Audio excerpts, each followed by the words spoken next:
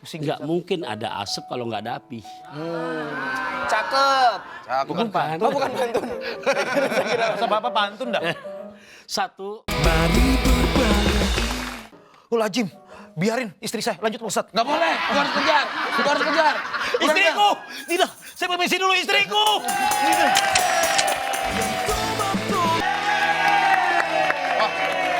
Udah lari tuh Ebel. Padahal bininya sebelah sono tadi tuh. Salah arah ya? Salah arah. Biarin aja. Pras, Ya, tapi kalau istri Bang Pras suka cemburu nggak sih sama Jali? wah.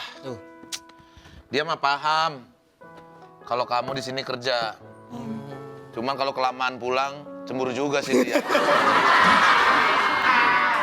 Ya, kenapa ya, Ustaz? Kadang istri kita tuh suka cemburu nggak ada alasan gitu. Nah, karena itu kita biasanya tuh kadang suka biarin. Kalau ngambek ya udahlah ngambek aja gitu. Karena nggak ada alasannya juga. Nggak ada alasan. Berulang-ulang begitu terus. Jadi makanya tugas suami ya di mana disebutkan dalam hak-hak istri ya apa namanya Mas Pras, Mas Yono ya juga jelita yang mudah-mudahan jadi pelajaran buat Ke nanti depan, ke depan gitu ya. Jadi sampai-sampai hak istri disebutkan yang ada 4. Satu, memberikan nafkah zohir batin. Kedua, bertanggung jawab urusan pakaian. Ketiga, jangan sampai kamu lagi emosi. Kemudian timbul kalau bahasa sekarang KDRT.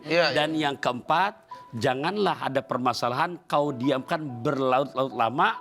Dan kalau bisa di saat kamu memperbaikinya untuk menasihatinya, jangan sampai orang lain tahu. Oh. Oke. Nah, Biar jadi harga begitu dirinya Mas, kejaga ya, Ustaz, betul ya, biar masuk ke dalam kamar pribadi kita. Nah di situ Mas Mas Pras juga buat diri kita nih, buat saya bicara Mas Yono, kita itu rumah tangga itu bukan buat kompetisi. Jangan pernah merasa selalu menang dan merasa benar. Oke, ini gambarannya. Jadi kita nggak usah gengsi untuk minta maaf. Ya. Saya kasih cerita. Jadi di zaman Nabi ada sahabat yang namanya Umar bin Khattab. Umar bin Khattab. Mas Pras kalau kedengeran sahabat Nabi namanya Umar bin Khattab, yang kebayang apa? Keras. Keras. Ya. Mas Yono? Petarung. Petarung. Ya. Jadi benar. Jangankan untuk bertarung secara fisik. Sampai Nabi dalam hadisnya, inilah anduru ila syayatinil jin wal insi qad faru min umaroh. Setan ngelihat bayangan Sayyidina Umar aja grogi.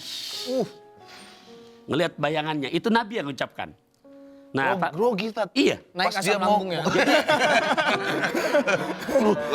nggak jadi godain deh. Jadi ceritanya mau ke pos ronda nih. Iya. Warungnya Mas Pras. Iya. Nah, ternyata setan mau ke sini. Ternyata Sayyidina Umar dia mutar ke sana. Cari jalan lain. Cari jalan yang lain. Sampai muter setan. Begitu. Dan itu yang memberikan bahasa itu bukan saya, Nabi kita Muhammad SAW. Saking pemberaninya. Tapi lihat bagaimana sikapnya sama istri. Nah, ini kepada para suami yang kadang-kadang punten apa-apa istri itu digalakin, apalagi sampai berani main tangan. Nah, lihat sejarah ini. Jadi sekali waktu ini ada sahabat yang ingin curhat perihal istrinya makan es dawet di dalam bis. Cakep. Cerewet abis. Iya. Dia datang ke rumah Sayyidina Umar sebagai Amirul Mukminin. Kalau kayak sekarang Pak Prabowo-nya lah. Gitu ya, orang nomor satunya. Nah, sampai di depan rumah Sayyidina Umar, ini tamunya tercengang. Karena terlihat nampak dari luar, yang di dalam ada Sayyidina Umar, orang yang kata Nabi setan ngelihat bayangan aja takut.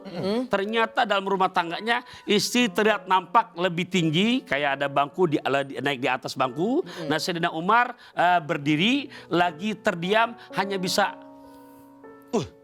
istrinya lagi begini kayak orang ceramah. Suaminya diam. Ini yang di luar pengen curhat perihal istrinya yang cerewet. Bingung. Tapi yang di dalam. Nah, apa katanya?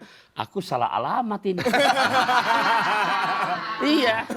Kenapa? Karena yang di dalam aku mau curhatin pada istri yang cerewet. Ya Allah. Kenapa? Di sini Ya Allah, ke Palmerah pagi-pagi lebih parah lagi. Wah, Palmerah pagi-pagi lebih parah lagi. Palmerah pagi-pagi lebih parah lagi. Oh gitu ya Ustaz ya. Oke, saya catat dulu catat. Ya. Lumayan buat stok. Akhirnya dia nggak jadi untuk ke Sayyidina Umar. Sayyidina Umar lihat udah ada tamu. Nah ternyata dia lagi mau muter balik. Dia minta izin sama istrinya untuk berhenti sejenak, dia keluar dipanggil. Tal, kenapa kamu ndak jadi ke tempat aku? Dia ceritakan langsung, aku kesini ya Amirul Mukminin pimpinan kami, perihal mau curhat istriku yang luar biasa cerewetnya, cemburunya. Ternyata di sini lebih hancur lagi. Aku salah alamat. Lantas sahabat ini nanya, wahai Amirul Mukminin, bukankah kamu yang dijuluki oleh Rasulullah setan ngelihat bayangan kamu saja grogi? Bukankah kamu yang dulu sebelum masuk Islam kalau sehari nggak gelut tangan kamu kram? Iya, memang petarung. Ya bukankah kamu yang akan hijrah ke Madinah berkhutbah dulu di Jabal Nur? Siapa yang besok istrinya mau jadi janda? Siapa yang besok anaknya mau jadi anak-anak yatim? Ini Umar mau hijrah, silakan hadang saya. Itu keberaniannya. Tapi kenapa tadi aku lihat hampir lebih setengah jam kamu hanya terdiam. Istri kamu seperti yang menceramai. Ternyata ya Allah ya Rabbi nggak ada apa-apanya. Apa jawaban Sayyidina Umar? Nih para suami tolong didengar nih. Iya. Apa kata Sayyidina Umar? Wahai sahabatku tercinta, aku bukan tidak berani mengelawan istriku. Karena jujur, emosinya, marahnya belum seapa-apa dibanding dengan kesabaran dan perhatian yang telah diberikan pada rumah tanggaku. Itu Sayyidina Umar. Begitu sama istri.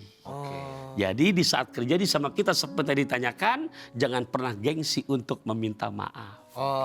Tapi ini kadang Ustadz, ya kan? Kita sudah minta maaf, tapi masih didiemin. Diajak ngobrol juga, gitu Ustadz. Udah gitu lama. Mau 2 kali nggak? Boleh ya. Udah gitu lama Ustadz. Ya. Nah itu kalau kita biarin aja gimana Ustadz? Ya enggak boleh. Nggak boleh juga. Jadi tetap nggak mungkin dia hanya diam kalau enggak ada sesuatu yang memang ada hal-hal yang kurang